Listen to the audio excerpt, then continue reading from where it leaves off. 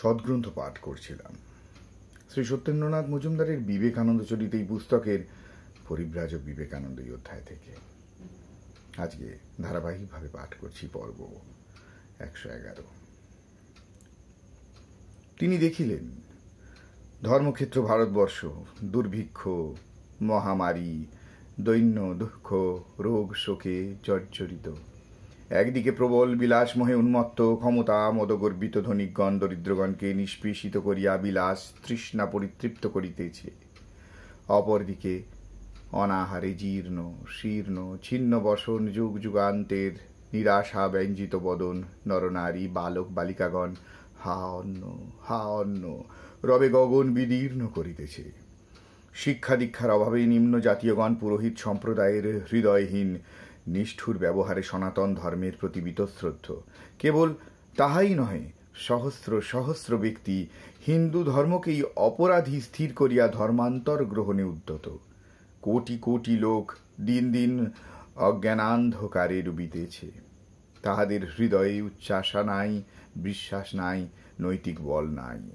শিক্ষিত নামধেয় অপূর্ব শ্রেণীর জীবগণ তাহাদের প্রতি সহানুভূতি প্রকাশ করা দূরে থাকুক, পাশ্চাত্য শিক্ষায় স্বেচ্ছাচারী হইয়া ইহাদিগকে পরিত্যাগ করত নব নব সমাজ ও সম্প্রদায় প্রতিষ্ঠাপূর্বক হিন্দু ধর্মের মস্তকে অগ্নিময় অভিশাপ বর্ষণে নিরত।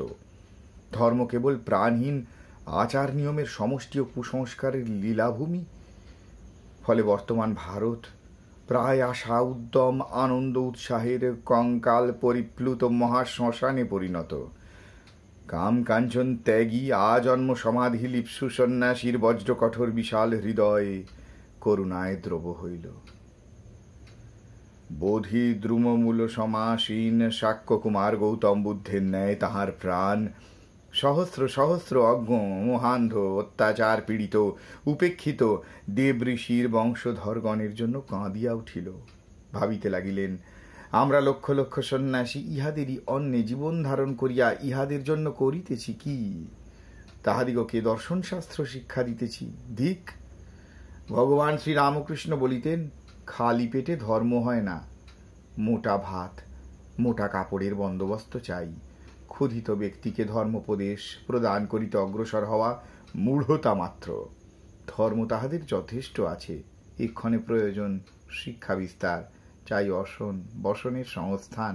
কিন্তু কেমন করিয়া ইহা সম্ভব হইবে?